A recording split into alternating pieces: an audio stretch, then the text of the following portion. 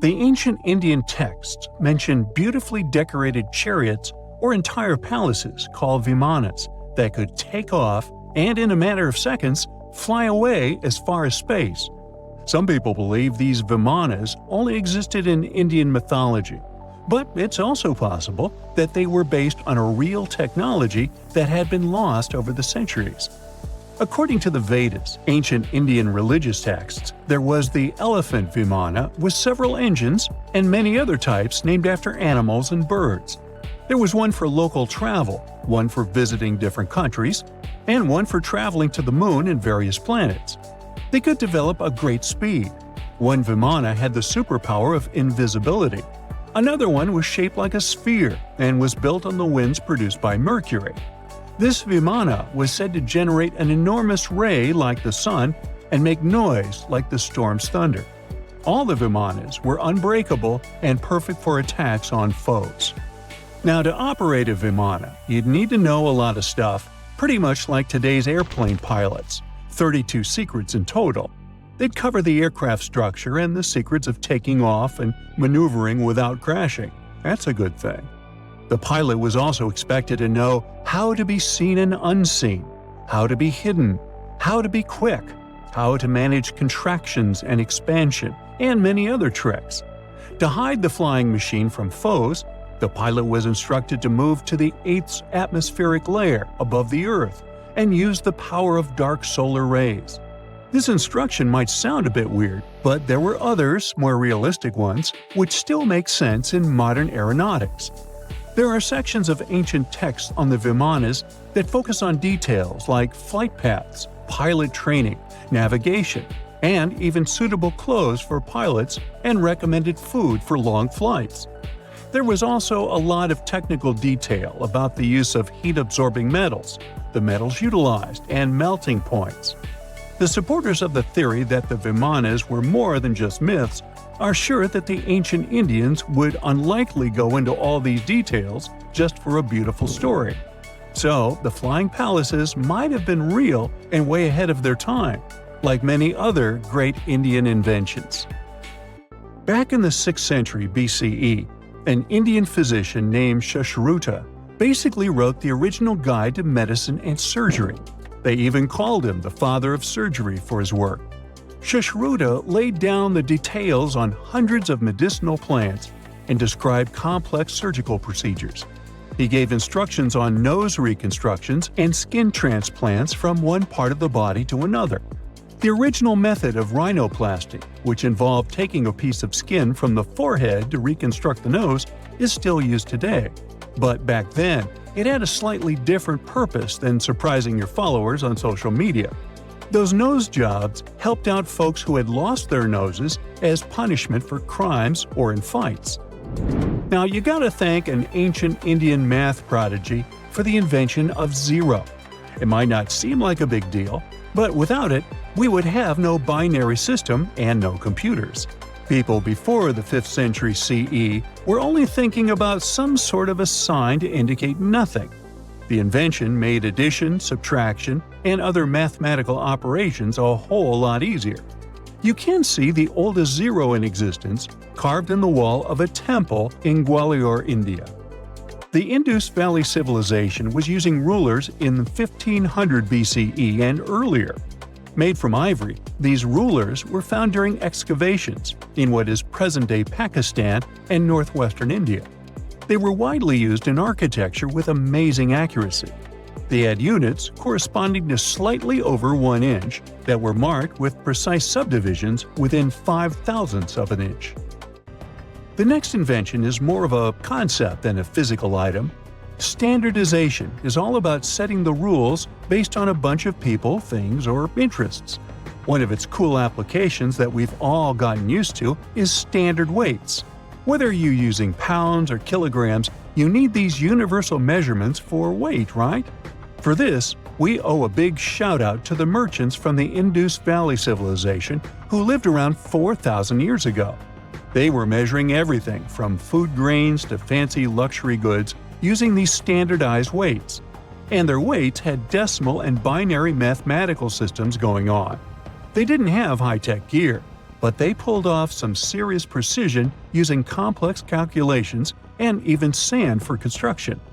Their art of standardization made its way to Persia and Central Asia, basically becoming the global weight-watching standard. So, if yoga is your go-to exercise, you definitely have a personal reason to appreciate the ancient Indian geniuses. Over 5,000 years ago, during the rule of the Indus-Sarasvati civilization in northern India, yoga was first mentioned in the Vedas. Yoga was refined and shaped over the centuries until it grew into a massive teaching with over 200 sacred writings dedicated to this way of obtaining enlightenment. At the beginning of the current era, yoga got a new trajectory thanks to a Hindu writer who laid down a system of yoga in his text, the Yoga Sutras. It became a whole-body rejuvenation, a life-extending practice with poses that you are still doing on the mat today. Yoga has reached the Western world only in the 19th century, and it caught on like wildfire. Chess, the all-time top game for intellectuals, is also an Indian invention. Its ancestor was called Chaturanga, and it was a strategic board game that started gaining popularity around 3,000 years before the current era. This early Indian version of chess was played by 4 people, not 2, and had 64 squares. Each player had 8 pieces, ranging from pawns to kings, bishops to knights, and there was no standard 6-faced dice. They rolled with an oblong one. Players facing off were actually allies, forming 2 teams based on the direction they sat. Chess, that we know and love today, was first mentioned in ancient Indian literature in a legend. It said that the wife of a villain called Ravana had invented the game to amuse him. Now, the word shampoo comes from the Hindi word, which means to soothe or knead. The substance was invented in India in 1762 and was originally used for head massages, hence the name. The first shampoo was made of natural oils and herbs. British traders fell in love with the idea and brought it back with them to England. It took years for the original head massage oil to evolve into shampoo as we know it today, but it's still an Indian invention. Unlike the ancient Greeks, who wore animal skins, the Indians started cultivating cotton back in the 5th and 4th centuries before the current era. They used cotton threads to produce fabrics that soon became a huge hit in the Mediterranean and beyond. Jute and wool also have their origins in India. Cashmere, the finest and most exclusive type of wool, actually comes from the Kashmir region of India. Buttons that sit proudly on that cashmere cardigan of yours also have ancient Indian origins. Some 5,000 years ago, the Indus Valley civilization started cutting seashells into geometric shapes with tiny holes in them. First, they were just decorations, but then people started using them to fasten clothes. Now, when you think about radio communication pioneers, Marconi's name usually steals the spotlight. He got a Nobel Prize in Physics in 1909 for his groundbreaking radio work. But there's an unsung hero in the radio waves game, and his name is Sir Jagdish Chandra Bose. He spilled the beans on radio communication way back in 1895. He shot an electromagnetic wave across 75 feet at the town hall in Calcutta, and it went through walls, rang a bell, and even set off some gunpowder. Marconi took a page from Bose's book, using his invention, the Mercury Coherer, as a blueprint for his own two-way radio. Bose didn't patent his genius creation, so he only got his credit a century later. It's 1898, and you're taking part in excavations in Saqqara. This place, not far away from Cairo, is full of ancient tombs and pyramids. You're in your Indiana Jones mood and hope to find something really phenomenal to become famous. Gold, manuscripts, treasure maps, mummies of famous pharaohs. Wait, a wooden bird? You're really disappointed as it looks like a regular toy. An old one, but still. Little do you know that years later, someone would propose that your bird was actually an ancient monoplane. So the artifact, nicknamed the Saqqara bird, is made of a sycamore tree. The birdie has a wingspan of just 7 inches and weighs around 40 grams. A perfect original souvenir from Egypt, I would say. It's over 2,000 years old and looks pretty plain, without any carvings of feathers or other intricate ornaments. It has a beak and eyes, though, which makes our find look like a hawk, the emblem of the deity Horus. Its tail is rather unusual as it's squared, looks weirdly upright, and it seems like the sunken part of it was the place for a now missing piece. Humans love solving a good mystery, so there have been several attempts to explain the use of the birdie. First, quite simply, is that it was a ceremonial object. The second idea is that it was a toy for a child from some well-off family.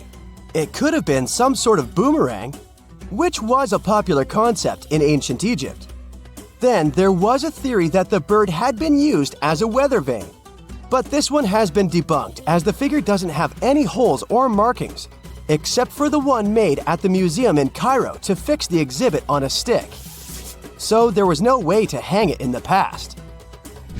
Almost a century after the bird was found, Egyptologist Dr. Khalil Masiha proposed a new theory that it could have been a model of a monoplane. He believed the bird was missing a horizontal tailplane. Otherwise, it had its wings set at a right angle, similar to that of modern planes. It could have worked to generate the aerodynamic lift necessary for flights.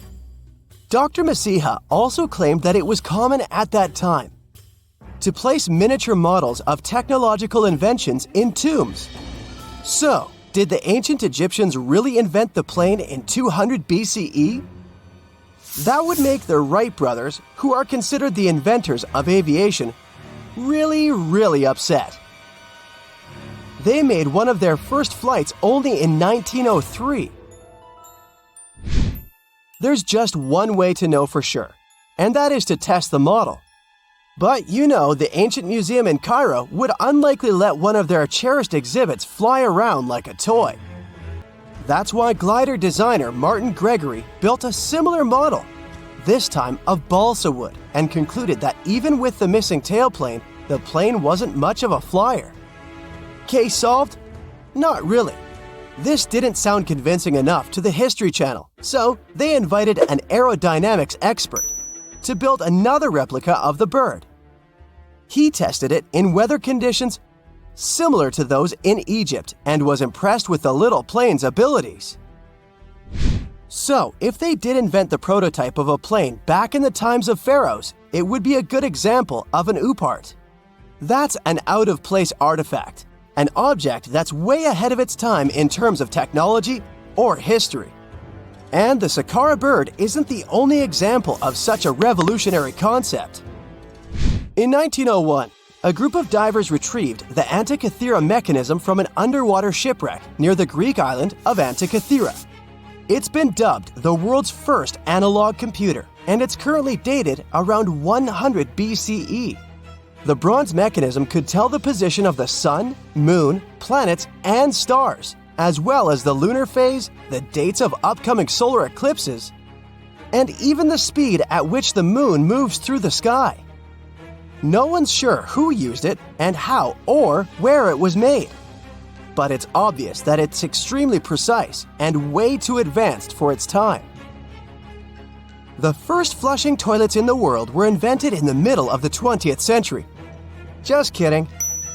The ancient Minoans on the Mediterranean island of Crete and the Indus Valley civilization both came up with this brilliant invention at the same time, around 4,000 years ago.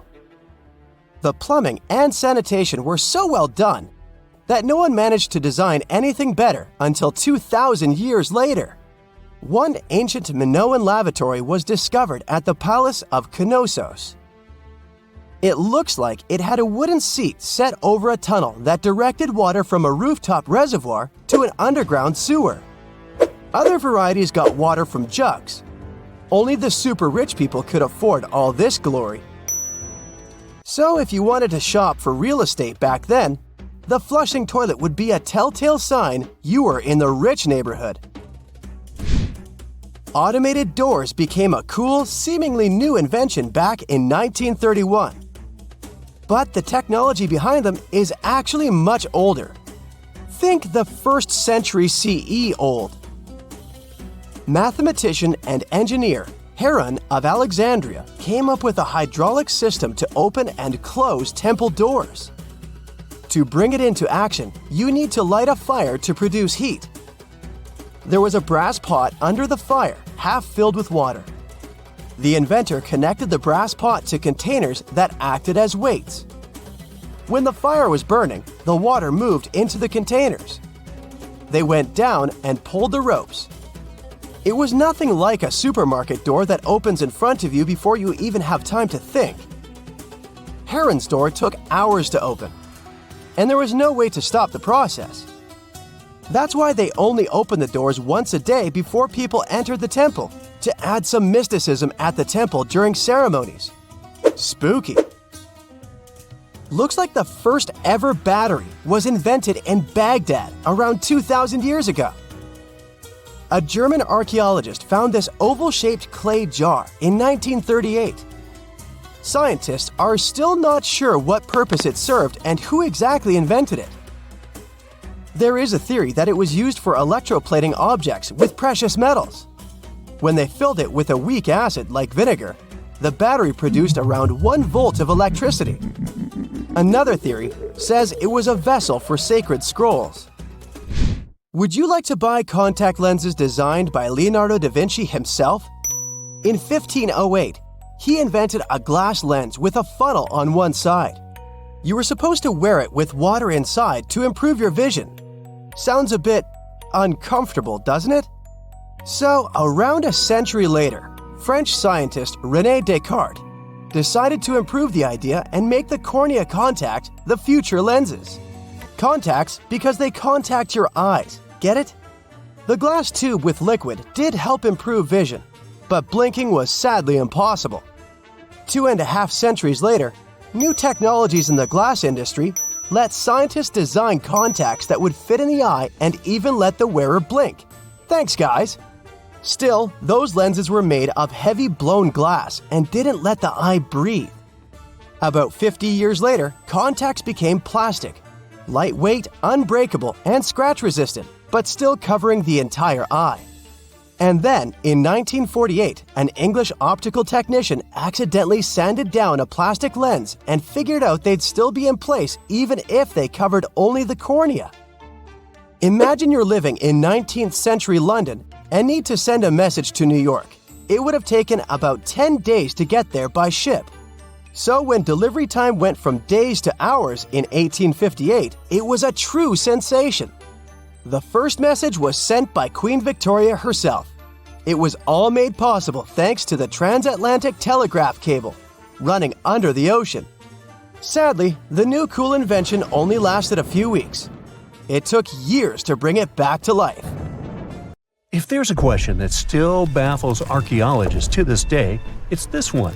How did the ancient Egyptians build those magnificent pyramids? As far as we know today, their resources were quite limited, especially in terms of tools and building materials.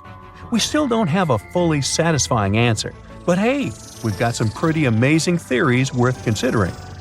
The leading contender among these theories involves the clever Egyptians employing a sneaky strategy. Now picture this. They constructed a slanted and curving mound made of bricks, earth, and sand encircling the pyramid to be. As the pyramid grew taller and taller, they simply increased the height and length of this wacky structure. It's like they were playing an ancient game of Jenga. Now, how did they get those massive stone blocks up there? Well, according to the legendary ancient Greek historian Herodotus, they used sleds, rollers, and levers. It sounds like they turned construction into a supersized game of tug-of-war. And guess what? Herodotus also claimed that the Great Pyramid, the one from Giza, the granddaddy of them all, took a whopping 20 years to build. There's more. Herodotus also dropped a mind-boggling number on us. 100,000 men were supposedly involved in this pyramid extravaganza. Did they hire the entire Egyptian population? Well, it might not be as far-fetched as it sounds. These men were probably mostly farmers, so they probably focused on the pyramids when there wasn't much work to be done in the fields. Like during the flood season of the Nile River. Obviously, specialists in the archaeological community had something to add to this theory. By the late 20th century, they discovered some evidence that suggests the workforce might have been smaller and more permanent than previously thought.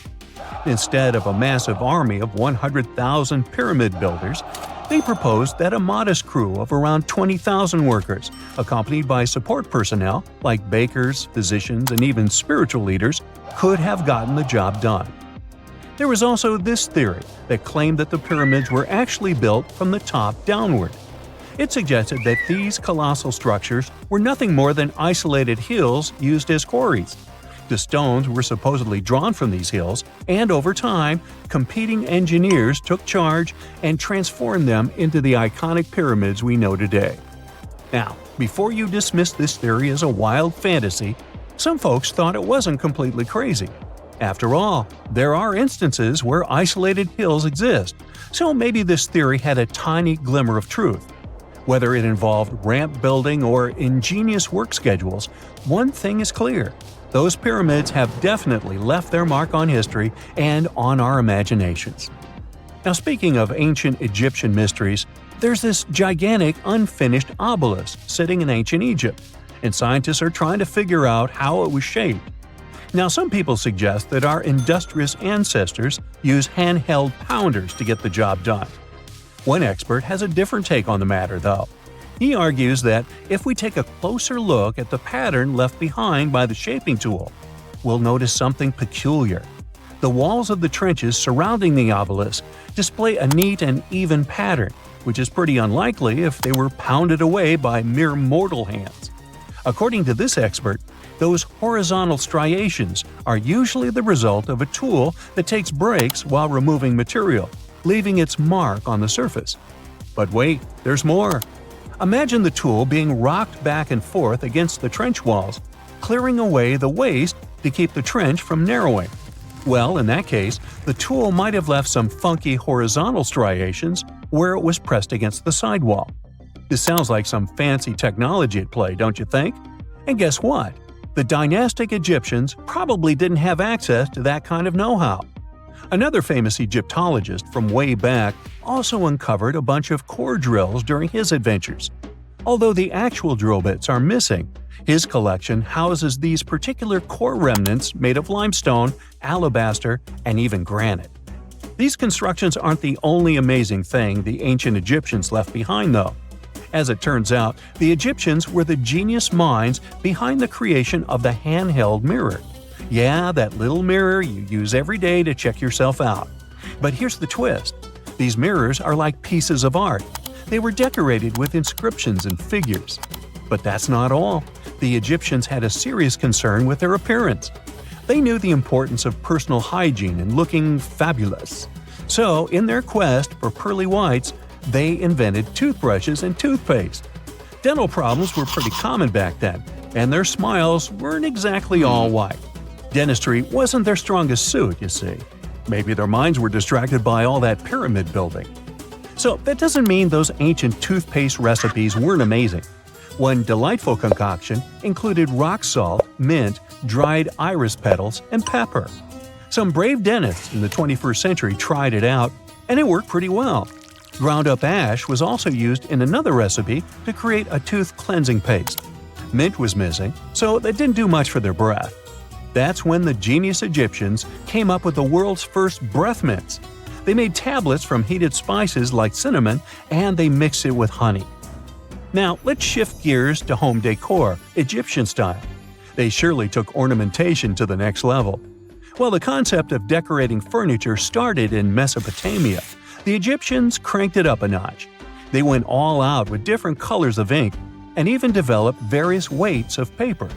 Oh, and let's not forget about those cute little area rugs we all have in our homes today. Guess who came up with the idea? Yep, the Egyptians. They used the versatile papyrus plant to make those cozy rugs. And speaking of trends, the Egyptians loved their knickknacks. They had an assortment of small figurines in the shapes of cats, dogs, and people. These statues were made from various materials, like simple sun-dried mud to the ultimate bling of gold. It all depended on how loaded you were. The Egyptians were also all about farming, and they knew that clean water was crucial for their crops and animals. That's why they came up with some nifty inventions and techniques to make sure their land was fertile and their plants were happy. First off, they had the genius idea of using ox-drawn plows. They had two types of plows, heavy and light. The heavy plow would strut its stuff, cutting deep furrows in the soil, while the lighter plow followed behind, fluffing up the earth. But they didn't stop there. After plowing, the Egyptians would break up clumps of soil and sow the rows with seeds. To give those seeds a good old squish into the furrows, they'd march their livestock across the field, effectively closing up the furrows. But hey, all that hard work would be pointless if their seeds were as dry as the Sahara. That's where irrigation comes into play. The Egyptians were so good at it that other cultures, like the Greeks and Romans, couldn't help but copy their techniques. Now let's switch gears and talk about the marvelous architecture of ancient Egypt. These folks weren't just skilled farmers, they were also architectural maestros. They built these fancy canals to carry water to farms and villages, and boy, did they know how to make those canals look pretty. Just imagine strolling along a canal lined with ornate structures. The pharaoh Ramesses the Great was quite the overachiever when it came to construction. One of his mind-blowing creations was the construction located at Abu Simbel.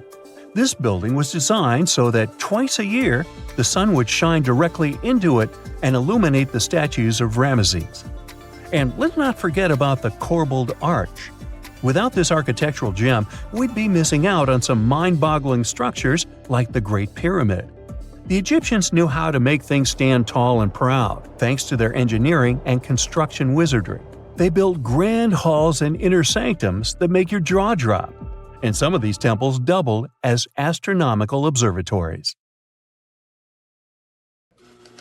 How much time passed between the inventions of the first computer and the appearance of the modern one? The first electronic computer in history is the ENIAC, Electronic Numerical Integrator and Computer. It was invented in 1945 by American scientists. But there's an older machine. It's the Babbage difference engine. English engineer Charles Babbage built it in 1822. This means more than 200 years have passed since the first computer, and we would have thought so if, at the beginning of the 20th century, divers hadn't discovered a computer more than 2,000 years old. In 1900, a group of divers searched for sea sponges in the Mediterranean Sea between the island of Crete and mainland Greece. But instead of sponges, they found sunken treasure ships. It was one of the most significant archaeological finds of that time. At the bottom were Greek marble sculptures and many other artifacts. Among them, divers found a strange piece of stone the size of a large book. They ignored it and put it with other finds in the museum. A few months later, archaeologists began to study the block and discovered that a strange object with bronze gears was hidden inside it. This shocked all scientists because, according to historical data, such things could not exist in ancient Greece. The technologies of that time were not so developed. Scientists started studying this object and realized they had no idea what it was. They called it the Antikythera mechanism, and they had been trying to unravel its purpose for over 100 years. The fragility of the object added complexity. It had been underwater for a millennia. Its internal instruments were damaged, and when scientists touched them, they fell apart. Over many years of research, the object has split into 82 fragments, becoming a real puzzle for scientists worldwide. They found out that it was a machine designed for astronomical calculations. With the help of X-rays, computer tomography, and virtual modeling, people could partially recreate the image of the mechanism. It was a complex structure consisting of 30 rotating gears that turned the dial. The whole mechanism was set in motion with a hand crank. All this was necessary for the ancient Greeks to track the positions of the moon and the sun and calculate the time of eclipses and the Olympic Games.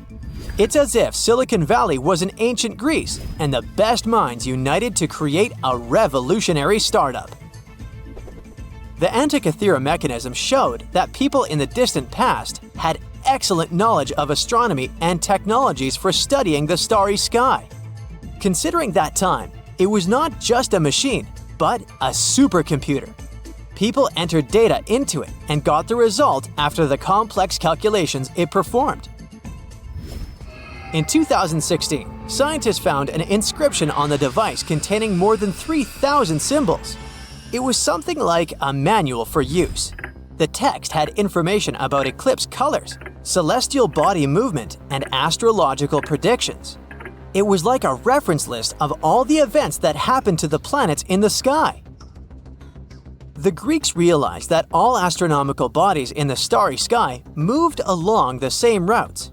That is, they had orbits close to the plane of motion of our planet around the Sun. Ancient astronomers couldn't calculate the path of their movement, so they created the Antikythera mechanism. This was one of its main functions. The researchers found confirmation of this version in the words of the Roman lawyer Cicero. In one of his quotes, there was a mention of a computing machine created by mathematician Archimedes. According to Cicero, the machine could depict the movement of 5 stars called wanderers. At that time, people called celestial bodies that way. Archimedes had lived before the Antikythera mechanism was invented, but perhaps he created the drawings that became the basis of the device. The mechanism worked, and when you turned the handle on it, it rotated the gears in the front and rear parts of the device. And then, the dial showed you the direction of movement of space objects. Besides, the machine had an astronomical calendar inside and tracked the time of sporting events, such as the Olympic Games, and also helped to calculate the exact time of the eclipse.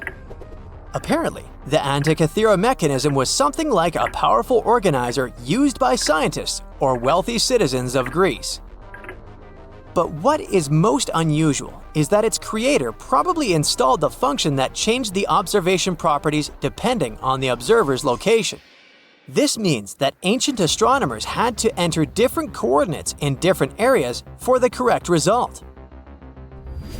NASA computers can do all these things today. These expensive multi-million-dollar devices work with electricity, chips, processors, and thousands of other things. And the ancient Greeks achieved the same result 2,000 years ago with the help of this small device. This changes the idea of the technologies of ancient Greece. People of that time had plumbing and used steam to control some equipment. They were developed, but no one expected them to go so far. Archaeologists were sure that people of ancient times used giant rough gears to operate windmills. And now, it turns out that they could create small and complex mechanisms that modern scientists couldn't figure out for 100 years. Divers continue to study the seabed where the Antikythera mechanism was found. They have already found other items, such as nails from the ship and a bronze ring. Such underwater excavations are dangerous and complicated, so the research takes a long time. Experts think that the Antikythera mechanism was not a single copy. Perhaps the ancient Greeks made the same or similar machines. Maybe they're hidden somewhere or were melted down to create something else. In those days, bronze was a costly metal, so when ancient astronomical computers broke down, people could melt them and sell the metal. Some researchers refer to the Antikythera mechanism as the ancient prototype of all modern devices. Phones, computers, and tablets have something in common with this machine. By the way, have you heard of the odometer device? This device tracks the distance traveled by car or other means of transport. Nowadays, odometers are digital, but this technology used to be mechanical, and the ancient Greeks were the first to invent it. According to some records, Archimedes might have created it. The Roman later adopted this device for use during long journeys to aid in road construction. The ancient Greeks were the first to attempt to understand the rules of geometry. The Babylonians and Egyptians used geometry in different spheres of life. However, the Greeks decided to use logical reasoning to establish the rules and formulas that we still use today. Archimedes observed that when a solid object was immersed in water, it displaced a mass of water equal to the volume of the object. Have you heard of the Hippocratic Oath? This document is read aloud by all doctors before they start practicing medicine. For us, concepts such as confidentiality between a doctor and a patient seem commonplace, as well as a doctor's duty to always try to cure and save people's lives. But all of this was invented by ancient Greek Hippocrates. In addition to the famous oath, he was one of the first to make a scientific leap in medicine. In ancient times, people viewed illnesses as punishment for bad deeds. But Hippocrates discovered that diseases were natural and that the human body could react differently to them. This may seem obvious now, but the ancient Greeks reached this conclusion in 460 BCE. Aristotle was the first to suggest that our planet is a sphere, and thanks to him, we enjoy movies, TV series, and performances. The ancient Greeks invented theater in the form we know it today. Aristotle wrote the first rules of drama in history, which guide directors and screenwriters on how to keep the viewer's attention. Greek writers created plays in various genres, including tragedies, satires, and comedies. All of this contributed to the formation of Western culture, and that's why many directors enjoy staging ancient plays. And this is only a small part of what the Greeks invented. Therefore, it's quite logical that they were able to create the Antikythera mechanism.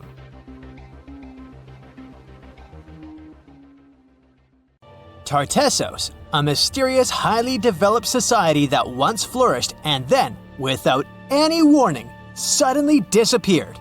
Moreover, before they were completely gone, they performed some strange rituals, as if they were trying to save themselves from something. But what happened to these people? Let's try to find out. Let's go to the southwest of Spain, to about 2,500 years ago. Once, there was a beautiful city here, a trade center of Tartessos. Imagine the temple in the middle of a deserted town. A breathtaking, monumental two-story building. There's a thick smell of frying meat in the air, and the smoke from its frying rises high into the sky, covering the patterns of the sanctuary. The sun has already set, and it's time to prepare for the ritual. We enter the ancient monumental hall. Inside, hundreds of people gather around a long wooden table lined with delicate ceramics and bronze bowls. They feast and drink. These people have much more fun than the animals outside the building. These animals are being prepared for the ritual. Horses, cows, pigs, donkeys, even dogs. All of them were brought here to appease the deities. And what happens after the ritual itself is even crazier. At the end of the ceremony, people take torches and set fire to the whole building. Everything turns to ashes and coals. And when the last embers fade away, they take shovels and begin to bury this place. It will take them at least several days to bury the former sanctuary under piles of earth. They work tirelessly. In some places, the thickness of the layers of mud and clay will reach almost 14 feet. And then these people, the last known Tartessians, just leave this place and disappear from our world forever. But what just happened? Why did they even do all this? Let's start from the beginning. Tartessos was first mentioned in Greek and Roman texts thousands of years ago, but for a long time, we had no idea what it even was. All the descriptions were contradictory and confusing. Some archaeologists thought that Tartessos was a kind of seaport. Others thought that it was a river or a water reservoir. They even said this place could be connected with the mystical Atlantis. But there was nothing to back it up with, so the scientific community quickly rejected this idea. But today, we know the truth. Tartessos was an ancient civilization. It's been located on the Iberian Peninsula, one of the southernmost islands of Europe. It flourished in the 9th to 5th centuries BC, and then, around 2,500 years ago, suddenly disappeared. They were quite rich. The island had rich reserves of metal, so their economy was thriving. Silver, copper, lead, and other good things were mined in the local Sierra Morena Mountains. Almost all the locals were engaged in trade. For them, it was a common thing. Isn't that strange that there were so few records left about them? and not so many monuments of their culture have survived to this day.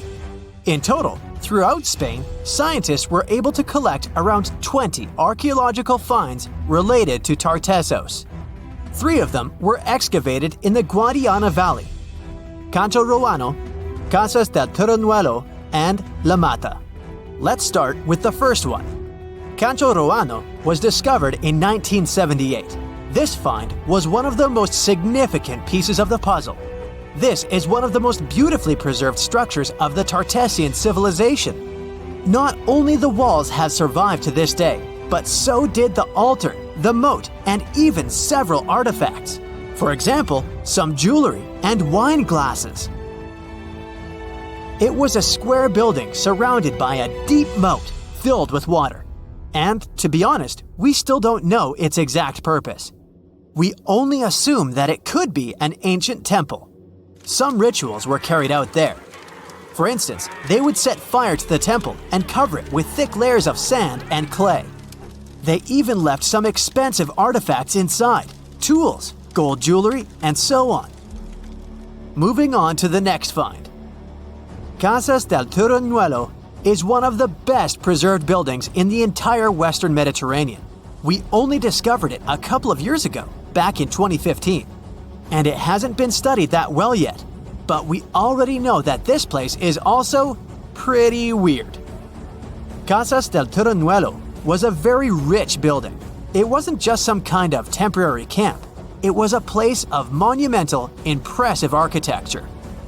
Massive staircases, vaulted ceilings, luxurious materials brought from all over the Mediterranean, and the latest construction technologies. It was supposed to be a place of power, maybe even something like a palace. And yep, it also became the venue for the rituals. It's unclear whether the locals intended to destroy this beautiful place from the very beginning, but this is where they performed the greatest ritual in the area. This ritual involved more than 50 animals, including the most valuable ones, horses. It was their only means of transportation. The fact that these people gave away their horses may indicate that they planned to stay here for some time. Perhaps they hoped to appease the deities and settle on local lands. The ritual was carried out exactly as they intended. And just like Cancho Ruano, this place was also set on fire. When the ritual ended, the locals buried this place and left, disappearing into the countryside of the Iberian Peninsula. Now it's an abandoned and quiet place. Just like Cancho Ruano, it's been standing here untouched for more than 2,000 years. The last find is La Mata, which was discovered much earlier than the other two, back in 1930. The resemblance between all of them was striking. La Mata had the same fate. It was burned and forgotten for centuries. All of this is very strange and mysterious. It seems like the locals were fleeing from something. Perhaps something happened that made them start building these banquet halls and arranging large-scale rituals. They thought that their deities turned away from them and tried to appease them. But unfortunately, it didn't work. As a result, they were forced to leave their temples and soon disappeared altogether forever. And by the way, why did they disappear at all? Well, this is another mystery of this civilization. One of the most important questions is, did they know that they were going to disappear? Or was it something unexpected? Did they suffer some kind of sudden catastrophe from which they were trying to escape? Or something else? Scientists have several theories on this. The first theory says that there may have been several major earthquakes and subsequent tsunamis in this region. These natural disasters destroyed local settlements and severely demoralized the survivors. Perhaps they were looking for salvation from this. Another theory is that there were some problems with trading.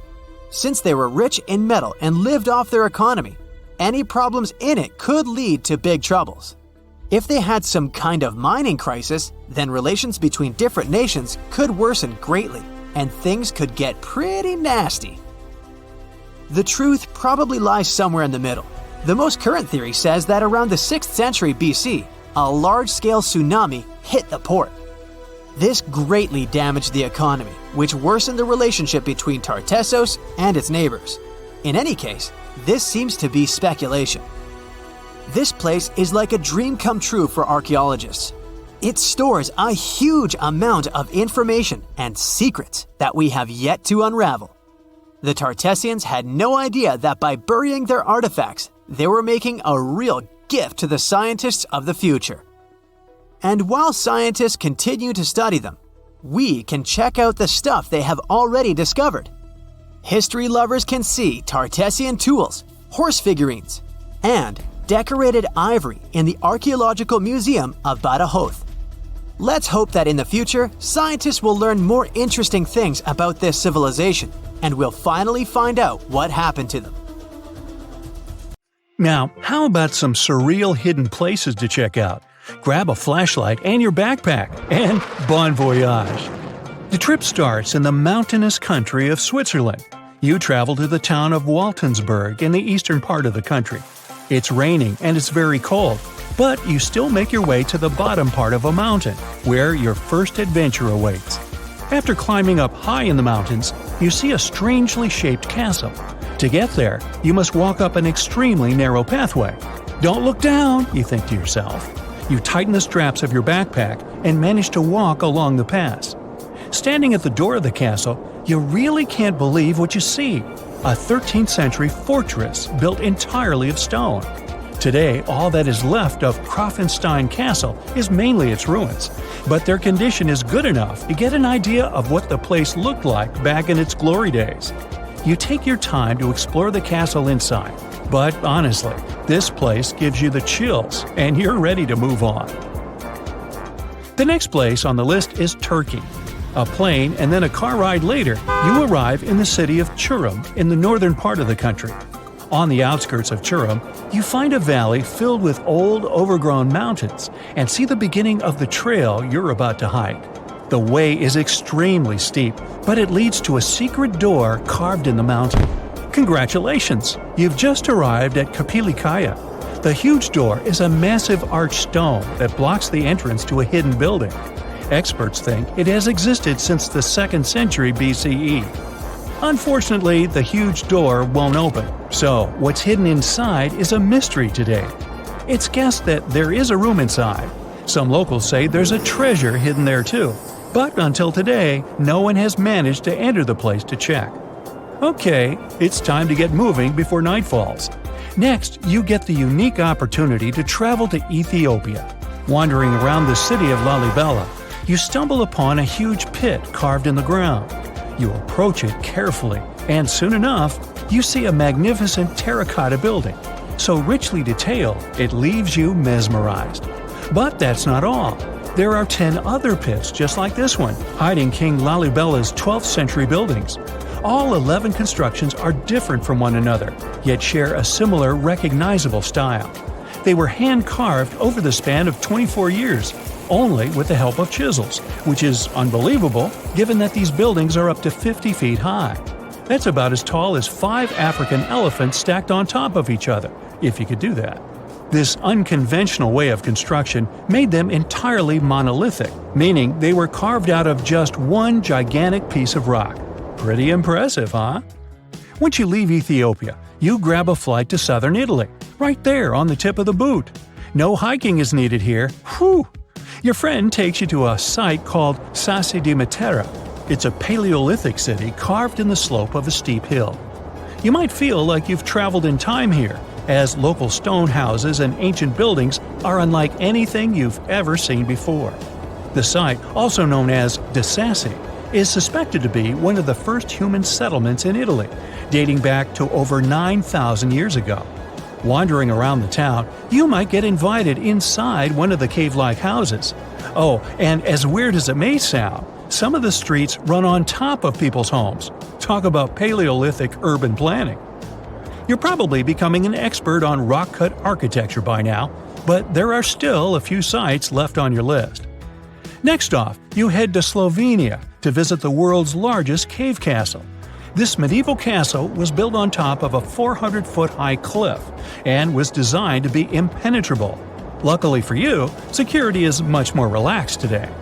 Still, if you're looking for a more challenging and less touristy way inside, You can get into the castle through one of its many underground tunnels. They were built over 800 years ago for the owner of the castle. He needed secret passageways to sneak supplies. Today, Pajama Castle is both enchanting and mysterious. I'd say it depends on whether it's a warm sunny day or a cold stormy night. After this medieval experience, you head on to visit Petra, a magnificent Jordanian monument found in the middle of the desert. To get around here, you'll need a large supply of water and sunscreen because it's going to get hot. But this site is worth it. The city of Petra is a marvel of the ancient world. Back in the 4th century BCE, this region was a trading hub at the crossroads of commercial routes. Petra was a wealthy city, home to the Nabateans, an Arab Bedouin tribe that thrived in the region for many years. The rock-carved gate-like structure Petra is famous for is called the Pharaoh's Treasure. It stands at the main entrance to the site and is said to have a treasure hidden inside. You might feel tempted to check it out for yourself, but that's an adventure for another trip. For now, you hop on another plane ride, this time to the Americas. First, you visit the USA, more specifically, the mountainous state of Colorado. You make your way to Mesa Verde National Park. There, in between the greenery and abundant vegetation, you'll find over 600 dwellings built in the cave beneath the cliff, carved deep into the mountainside. This ancient village is now considered a heritage site. The local Puebloan tribe built it back in the 1190s. One of its main buildings is called the Cliff Palace. It's a multi-story construction built from sandstone and mud mortar. The palace alone housed over 150 rooms. If you're feeling sporty, you might want to visit the Balcony House. To get there, you'll have to climb a 32-foot ladder. You'll get to see a mid-sized village of 38 rooms, including 2 kivas. Those are traditional chambers that were built by the Puebloans for ceremonial purposes. Still in the U.S., you make your way to the hills of South Dakota. You're there to visit one of the world's most impressive human-made sculptures on Mount Rushmore. What's so mysterious about this place, you might ask? Well, during Mount Rushmore's construction, a 70-foot-long secret tunnel was built behind the head of Abraham Lincoln. The tunnel was supposed to hold all the documents and artifacts important to the United States history. After the designers thought it through, they decided it was better to hide them in a safe box in the floor of the tunnel. The box holds the history of how Mount Rushmore came to be carved, as well as a brief history of the U.S. and the 4 presidents depicted on the mountain. Amazing, right? Now, you're headed down to Machu Picchu, a South American site hidden between the Peruvian mountains. Machu Picchu itself is already a mystery. Researchers still don't know why or even how the ancient Incan civilization managed to engineer the stone-built citadel all the way back in 1450 CE. To get there, you must endure a 3-day hike, reaching the impressive altitude of 8,000 feet above sea level. Or you can get a train, but that's no fun, right? You're here to check on a relatively new discovery. Back in 2010, French engineer David Crespi was taking measurements of the Inca ruins when he noticed a door he had never seen before. It was sealed off by stones. He went back to the site a few months later with an electromagnetic scanner.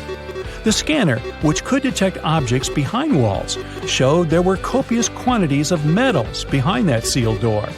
The researcher contacted the Peruvian authorities requesting to remove the rocks, but they didn't authorize it. As of today, the door is still locked. Whew, this trip was long, wasn't it? Make sure to get some rest, Indiana Jones. Hey, if you think Stonehenge is one of the oldest stone monuments ever, well, let me introduce you to Göbekli Tepe. Buckle up, we gotta travel to Turkey to meet this really old guy. Yeah, he's too old to travel. Jokes aside, Göbekli Tepe, an archaeological site located in southeastern Turkey that dates back to the Neolithic period around 10,000 BCE. It's considered to be one of the oldest and most significant archaeological discoveries in recent times. The site consists of a series of circular and rectangular structures made of stone pillars. Yeah, it does look like its younger brother Stonehenge. Some of those pillars are decorated with intricate carvings of animals and other symbols. Now, you maybe wonder, hey, why on earth did they make such a fascinating building? What was its purpose? Sorry, I got no answer for that. The purpose of the site is still unknown, but it is believed to have been a ceremonial center for the ancient people who lived in the area. The discovery of Göbekli Tepe has challenged long-held beliefs about the development of human civilization, as it suggests that complex societies may have emerged much earlier than previously thought. Okay, pack your stuff, our travel's just started. Next destination, Masada. It's an ancient fortress located in Israel on a plateau overlooking the Dead Sea. Hey, look at that view, spectacular, huh? It was built by King Herod the Great in the 1st century BCE, and it was very smartly built. Within the fortress, there were various facilities such as storehouses, barracks, a palace, and a set of cisterns capable of holding approximately 40,000 cubic meters of rainwater. People living there believed that the collected runoff from a single day's rainfall could provide sustenance for over 1,000 individuals for a period of 2 to 3 years.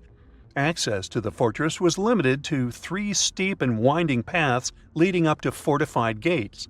Still, at one point, the fortress was occupied by people who had fled Jerusalem after the city was captured by the Romans. They held out against the invaders for several months, but eventually they were defeated.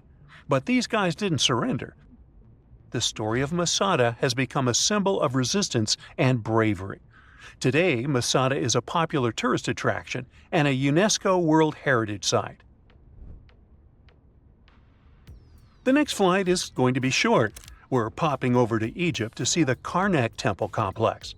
It's a vast ancient Egyptian temple complex located in the city of Luxor, Egypt.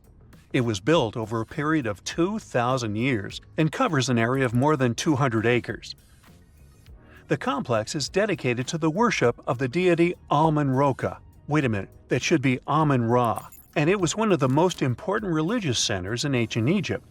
The Karnak Temple consists of several temples, chapels, and other buildings, including the Great Temple of Amun, the Temple of Khonsu, and the Temple of Ptah.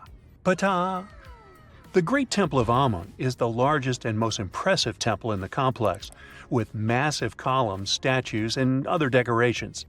One of the most famous features of the Karnak Temple complex is the Avenue of Sphinxes, which is a long avenue lined with sphinx statues that leads from the entrance of the complex to the Great Temple of Amun. Another notable feature is the Hypostyle Hall, which is a massive hall with 134 columns that are over 70 feet high. The Karnak Temple complex is a popular tourist attraction and a UNESCO World Heritage Site. It's considered one of the most important archaeological sites in Egypt and provides a fascinating glimpse into the religion and culture of ancient Egypt. Hey, we can't hop on the next flight and leave Egypt until we see the Pyramid of Djoser. It has another name, by the way. It's also known as the Step Pyramid. This ancient Egyptian site is located in Saqqara. It was built during the 27th century BCE for the pharaoh Djoser by his architect Imhotep, who is considered one of the most important figures in Egyptian history. People believe this pyramid is the first monumental structure built entirely of stone and is an important example of early Egyptian architecture. The pyramid originally stood at 203 feet tall and was surrounded by a complex of buildings and courtyards. It was constructed in 6 layers, each smaller than the one below it, giving it the distinctive step-like appearance. The pyramid was used as a burial place for Pharaoh Djoser and was surrounded by a vast necropolis that contained the tombs of many other important officials. The Grateful Dead? The Pyramid of Djoser has several renovations and additions over the centuries, including the addition of a limestone casing that covered the original step structure. However, much of the pyramid was destroyed over time, and today only the central core remains. Despite this, it remains an important archaeological site and a popular tourist attraction in Egypt. Alrighty, we're ready to move on. There's one more pretty recent discovery we gotta see today. The Tower of Jericho was only discovered during excavations in the 1950s and 60s. It's an ancient stone tower located in the city of Jericho in the West Bank. Just like Göbekli Tepe, this one is believed to be one of the oldest stone structures in the world, dating back to approximately 8000 BCE. The tower stands at over 28 feet tall. It's made up of two main sections, an inner tower and an outer tower, which are connected by a series of stairs. The purpose of the Tower of Jericho is not entirely clear, but it is believed to have served as a defensive structure or a watchtower. It may have also had religious significance, as it was located near a sacred spring. The Tower of Jericho is a significant archaeological site and has provided valuable insights into the early history of human civilization. It's open to visitors and is a popular destination for tourists interested in ancient history. Now, this ancient site even got attention from Netflix, and they made a movie where the action takes place in Mohenjo-Daro. This site was a major center of the Indus Valley civilization in present-day Pakistan. Mohenjo-Daro was one of the largest cities of the ancient world, with a population estimated to have been around 40,000 in its peak. Trust me, that must have been a crazy megalopolis back then. The city was notable for its advanced urban planning, with sophisticated drainage and sanitation systems, and its impressive architecture, including the Great Bath and the Granary. Mohenjo-Daro was abandoned around 1900 BCE, and its ruins were only rediscovered in the 1920s. Today, it is a UNESCO World Heritage Site and an important archaeological site for the study of ancient South Asian civilization. We're heading to a teeny-tiny country that has quite an impressive history. Welcome to Malta. The Tzigantsia Temples are a Neolithic site located on the Mediterranean island of Gozo. They're probably one of the oldest freestanding structures in the world, dating back to around 3600 to 3200 BCE. The temples consist of two megalithic structures, each with multiple rooms and altars. The name Tzigantsia means giant tower in Maltese, as people believe that only giants could have built such massive structures. The temples are believed to have been used for religious purposes and are considered to be an important example of prehistoric architecture. They were added to the UNESCO World Heritage List in 1980. Well, you must be pretty tired, but there's one more place we gotta visit today. Our plane is already landing in Armenia, and we're here to see the Temple of Garni. Look, this one is well preserved. This temple dates back to the 1st century CE. It was built by King Tiridates I as a dedication to the sun deity Mir. Sadly, the temple was destroyed in the 17th century during an earthquake, which is quite a common thing for this area, but it was later reconstructed in the 20th century. Today, it's a popular tourist attraction and is also listed as a UNESCO World Heritage Site.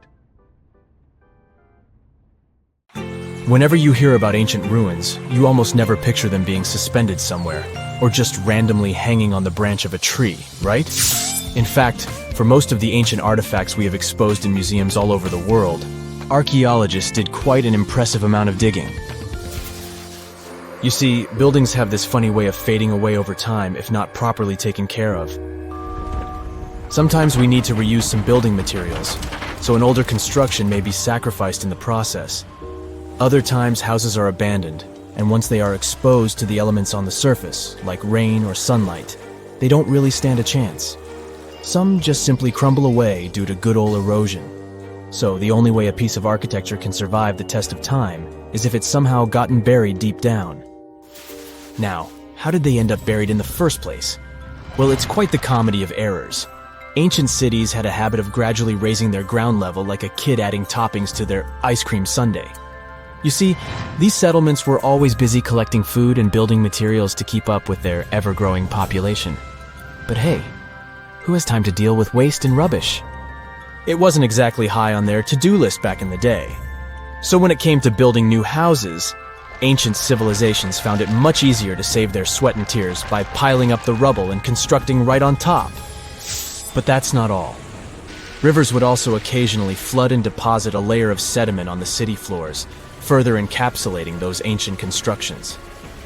And in those dry regions like the desert, where the wind likes to show off its sand and dust dance moves, you can bet it was a constant struggle to keep the establishments clean. One hilarious example is the Sphinx, which had its head buried in sand until a group of archaeologists unearthed it in 1817. Some ancient towns eventually got covered up because they were completely abandoned. With less human activity to control their expansion, plant seeds couldn't resist the opportunity and sprouted all over the place. They gobbled up carbon dioxide from the air and grew, adding more and more bulk to the ground. Those cheeky roots even decided to stabilize the soil made from decaying plant matter, creating layers upon layers of earthy goodness.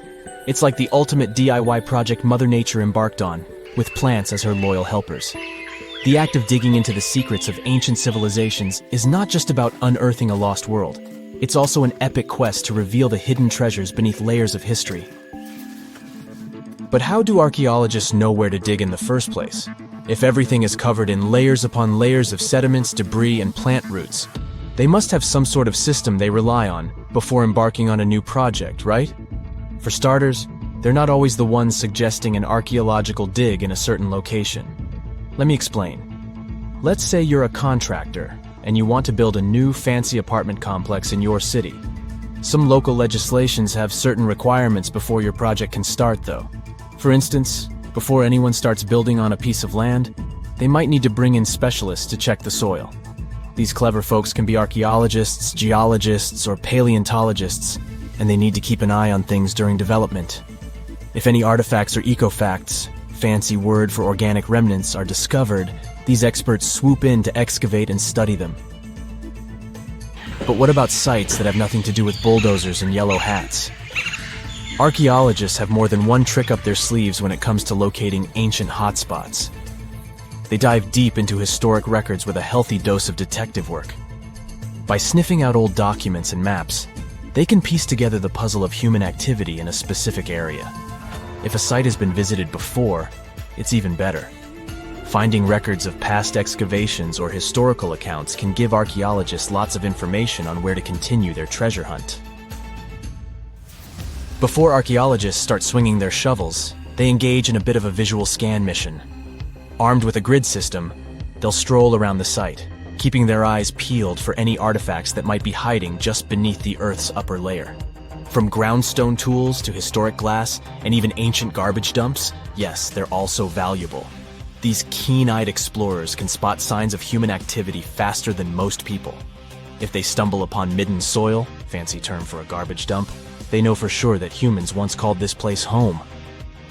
Archaeologists don't just rely on their trusty shovels, though. They have an arsenal of gadgets to aid in their search for hidden wonders. Geophysical tools are like their secret weapons. Take the resistivity meter, for example. This clever contraption measures the electrical component of the soil and any buried features or artifacts. A buried wall, for instance, will create a different resistivity reading than the surrounding soil. Magnetometers and ground-penetrating radar work in similar ways, showcasing potential hints of ancient treasures in the soil. And who could forget our trusty old friend, the GPS? It helps archaeologists map out precise locations, like a high-tech treasure map, leading them straight to their pot of gold. Care to virtually visit some of the most important archaeological sites in the world? Well, follow me. In the United Kingdom, for instance, you'll find this interesting place called Stonehenge. It's one of many henges scattered around, but this one really takes the cake. Picture this: massive ancient stones standing tall and proud, arranged in a funky outer ring and an inner horseshoe, with some smaller stones thrown in for good measure. And guess what? These amazing stones have been around for over 5,000 years. Talk about a serious case of rock-solid longevity. Now, here's where it gets interesting. According to local folklore, the legendary wizard Merlin whipped out his magic wand and poof! He teleported these massive stones all the way from Ireland. Apparently, some giants had assembled them there, but Merlin decided they would look much better at their new location. Others think it's just the ruined remains of an old Roman spiritual edifice. These amazing structures were built by our Bronze Age ancestors. With their simple tools and limited tech, they managed to create this monumental masterpiece. Impressive, right? Unfortunately, there's still so much we don't know about this area. Stonehenge's initial purpose remains a mystery to this day. Sure, there are lots of theories, but scientists have yet to agree on the subject. However, we do know that it's perfectly aligned to catch the sunrise during the summer and winter solstices. The ancient city of Pompeii is an equally amazing archaeological site. Picture this. Mount Vesuvius, a notorious troublemaker, decided to throw a volcanic tantrum and completely covered this ancient Roman city. It turned it into a time capsule, located outside present-day Naples in Italy.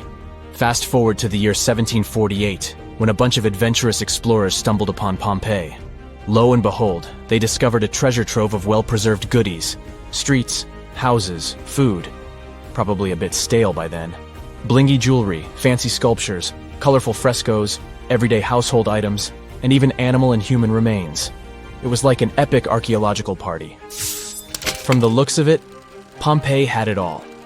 Fancy houses and villas, a massive 20,000-seat arena, cute little artisan shops, hangouts like taverns. And let's not forget the saucy spots like those luxurious bathhouses for some intense pampering. There's also the sanctuary of Apollo, where people used to gather for their daily dose of worship. And of course, the bustling heart of the city, the Forum of Pompeii, where all the cool people used to hang out. And guess what? Pompeii is so cool that it made it to UNESCO's World Heritage List back in 1997. That's like the ultimate Hall of Fame for historical awesomeness. It also includes many other famous buildings and sites, like the Taj Mahal in India and the Acropolis of Athens in Greece. Phew! This summer has been turning up the heat like never before. We feel like roasted marshmallows on a sizzling grill. Yes, the world is getting hotter, but some regions have always fought with high temperatures. It turns out people had some inventions to keep themselves cool in ancient times too. Some of them are still functioning, even 3,000 years later. Let's take a look at how people saved themselves from heat throughout history. So, put an ice cube into your cold drink and get ready to hear how people survived the heat. Speaking of ice cubes, do you know that the Persians made an ice storage system? In the deserts of ancient Persia, people had an out-of-the-box idea about how to prevent their food from turning into a melted mess. These ingenious Persians stumbled upon a physics trick that allowed them to create ice in the middle of the desert. They called these cool structures yakhchals, which basically means ice pits. These ice pits were not your ordinary coolers. They were like secret underground fridges. They looked like dome-shaped mud brick structures on the outside, but inside, it was a whole different world. These ice pits had an evaporation cooler system that worked like magic. At night, when the desert cooled down, Persians made use of the radiative cooling effect. They set up cleverly designed trenches to hold thin layers of water. The water froze, defying the desert heat. Then there were underground square storage areas. The Persians collected the melting ice water from these cool trenches, and during the night, they froze it again, making the most of the desert's natural chill. To add to the cooling effect, they built a wall to shade the storage areas from the hot midday sun. And that's not all. They had this fantastic wind-catching contraption called a badger that caught the breeze and directed it right into the ice pits. Fresh air plus ice. Cool breeze. A winning combo. They even had intricate water channels called qanats to bring water to the ice pits and homes all the way from the nearby mountains. As time passed, these yakhchals faded into history and modern technology took over. But hey, there's good news too. Some awesome folks in Iran are restoring these ancient coolers. So, if you ever find yourself in the desert, don't forget to pay a visit to these marvelous places and witness the genius of the ancient Persians firsthand. Now, I want to focus more on the wind catchers because they don't just help make ice cubes. They actually function as a cooling system as well. Back in the day, those clever architectural wonders were all the rage in places like Persia, modern-day Iran, Egypt, and the Middle East. Imagine tower-like structures with openings at various levels strategically placed to harness the power of nature's breeze. These openings were like magical portals for the wind. They captured those refreshing gusts and guided them right into people's living spaces. Basically, they were natural air conditioners. The breeze would gracefully flow downward, cooling the ground as it danced through the building. The secret sauce lies in the details: the tower's height, the number of sides, the openings, and the positioning of the interior blades. Everything plays its role in how efficiently the wind towers work out. Thanks to these wind catchers, ancient societies could enjoy comfy indoor temperatures without sweating. Can you imagine living in those times? Feeling the gentle breeze whisking through your home, keeping you feeling fresh and chilled out? The Persians are often credited for inventing these awesome wind catchers. But hey, don't forget about Egypt. There, you can find traces of similar structures dating all the way back to 1300 BCE.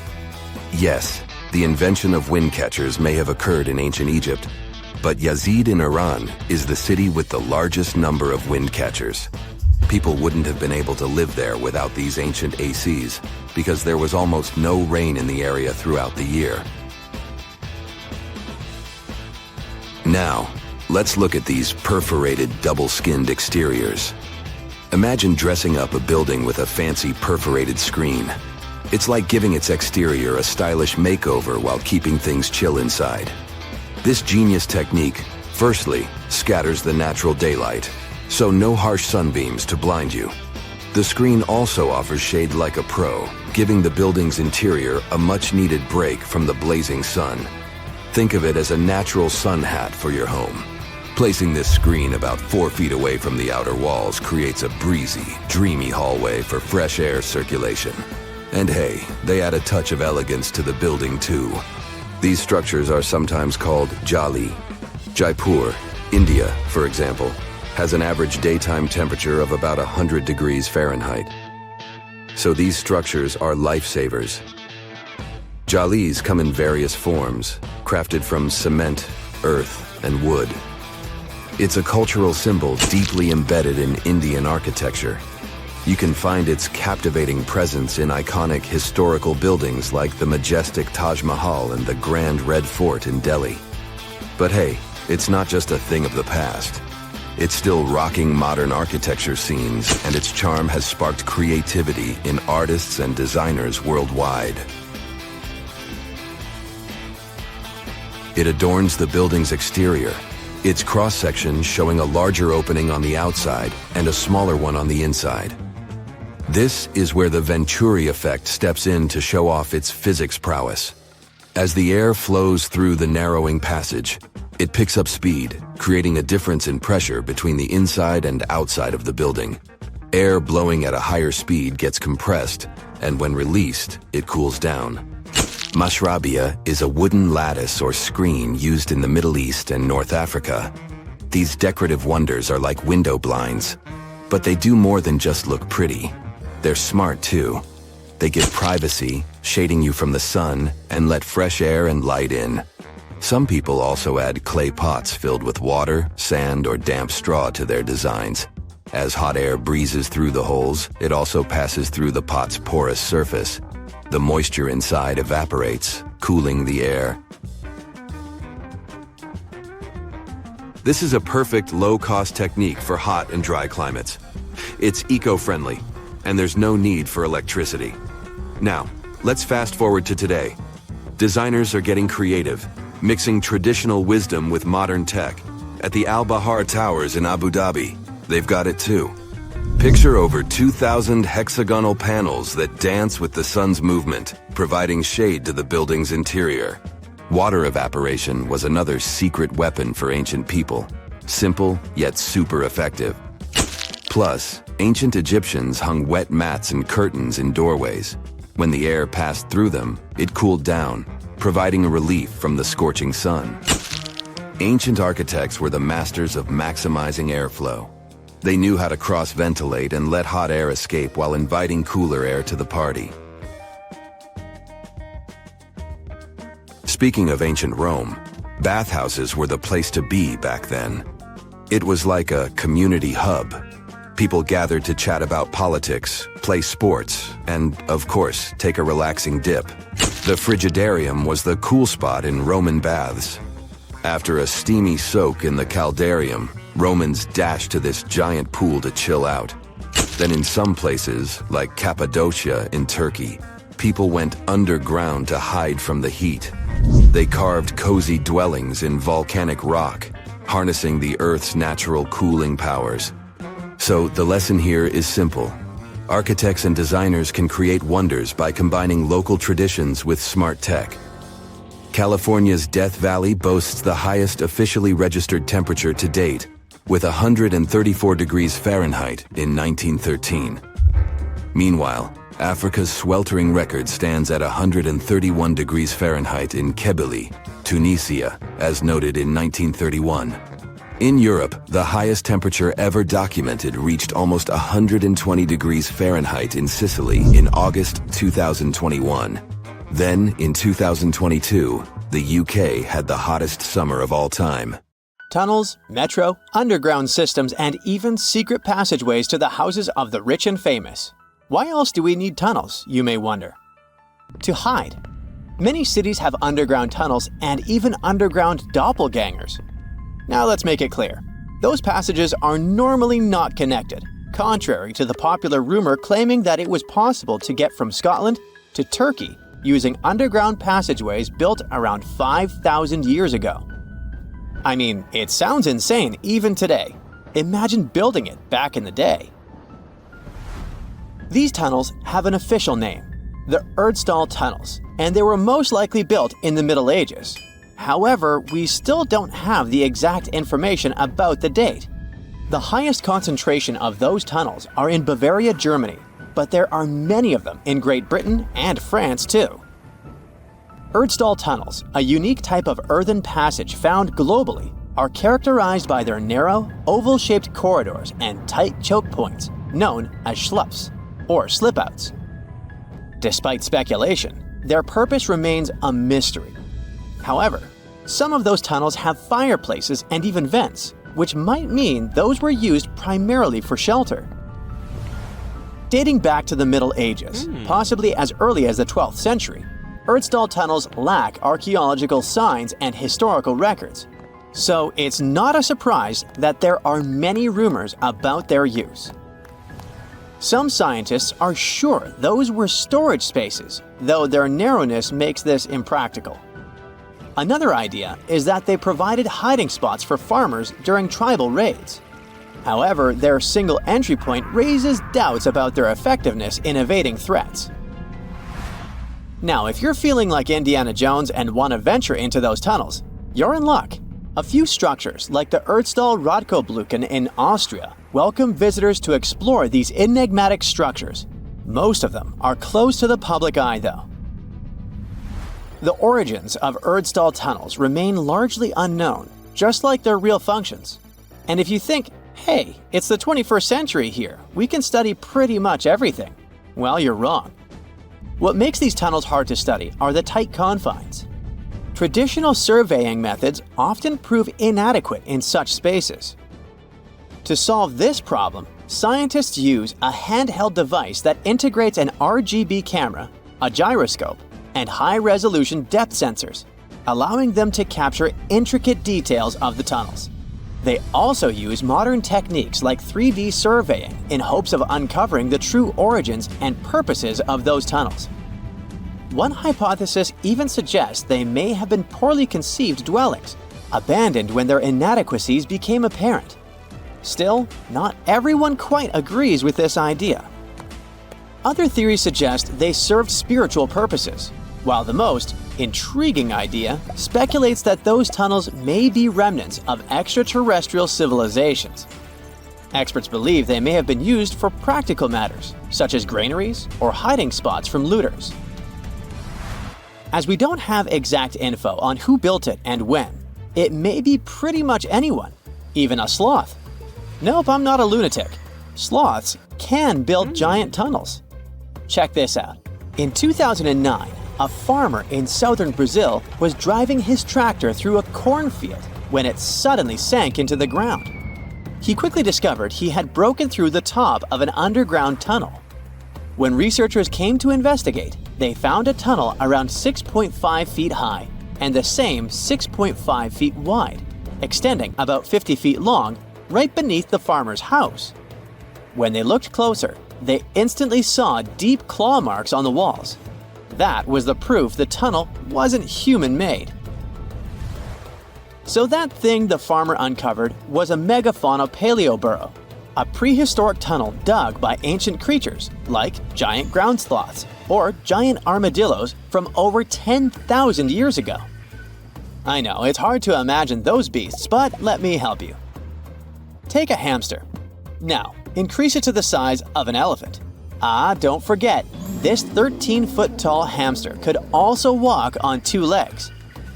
During their time, around 15 million to 10,000 years ago, many species of sloths and giant armadillos roamed the Americas, some even digging similar tunnels. Today, many of these tunnels are filled with sediment, though some remain clear, similar to the one the farmer discovered. This 2009 find sparked significant interest, leading to the discovery of over 1,500 paleoburrows across southern Brazil, making it the era with the highest concentration of such sites worldwide. But no one knows exactly why there are so many of them in southern Brazil. While some paleoburrows exist throughout South America, none have been found in North America, which is weird since those huge sloths roamed the entire continent. The exact purpose of these large tunnels remains a mystery, but scientists believe they may have served as nursing spaces, temperature regulation, or hibernation areas. Tunnels likely developed over centuries as successive generations of sloths and armadillos expanded them. Now, let's take a look at fugus. No, not the Japanese fatal delicacy, and no, not a town in New Guinea. To see them, we gotta travel to the UK. So fugus are underground structures too, but they don't look exactly like tunnels. They are dry stone structures. They look as if a cave had been decorated with stones from the inside. There are only around 15 of them found so far, and most of them are located in Cornwall. According to the estimates, those tunnels were built about 2,400 years ago, and they're still in pristine condition, which is truly fascinating. I mean, back in the day, people had no cool machinery whatsoever, yet their structures still last. And if you dare to buy an apartment today, well, chances are you won't be too happy about the quality. Going back to our fugus, there's nothing extraordinary about their supposed purpose. They could be used for spiritual purposes, as a place to hide, or a food storage. The latest application, though, is a bit weird. I guess it's not a secret for anyone that England is famous for its excessive humidity, and if you want to store your food properly, you gotta avoid the humidity at all costs. Otherwise, say welcome to mold and fungi.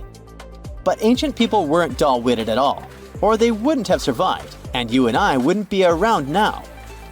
So they might have adapted those fugus to store just some products, those that already had natural molds in them, assisting in the preservation of perishable food, like milk, butter, and cheese. But hey, those are just speculations. The true reason why they were built remains unknown. What makes fugus unique is that they are intentionally built tunnels, not just excavated mines like those in Wales. They were crafted by digging deep trenches, lining them with stone slabs, covering them with capstones, and then filling over them, all of which took significant time and effort. Still, no matter how hard those were to construct, cities around the globe are often built over intricate tunnel systems, each unique to its location. For instance, Paris is famous for its extensive underground quarries, which were abandoned years ago, but still pose a risk of collapse in certain areas above. London boasts one of the largest tunnel networks in the world, including many that were specifically created for military purposes. In New York City, there are rumors of secret tunnels, while Los Angeles has old tunnels from the Prohibition era used for speakeasies. Many other cities also have their share of enigmatic tunnels, and surprisingly, Florida is no exception. It happened in the year 2011 in Ybor City. Near a former post office, flooding uncovered something weird, a section of an unknown structure. Back then, people didn't pay much attention to that, so it took another 7 years to discover something truly fascinating. This historic neighborhood was founded in the 1880s, but it remained unknown until 2018 that it also has a hidden tunnel network. We only learned of it because of renovation work. The exact purpose, of course, is unknown, but most scientists are pretty sure that they serve to connect to early gaming spots and the port of Tampa. Figuring out how extensive the tunnel network is tricky. In 2018, a historic home in Seminole Heights revealed locked doors leading to tunnels from the 1920s. One local even said he traveled through a tunnel for 20 minutes. Rumors suggest some tunnels connect to the Hillsborough River and Ybor City. Research is ongoing, but no new info has emerged yet.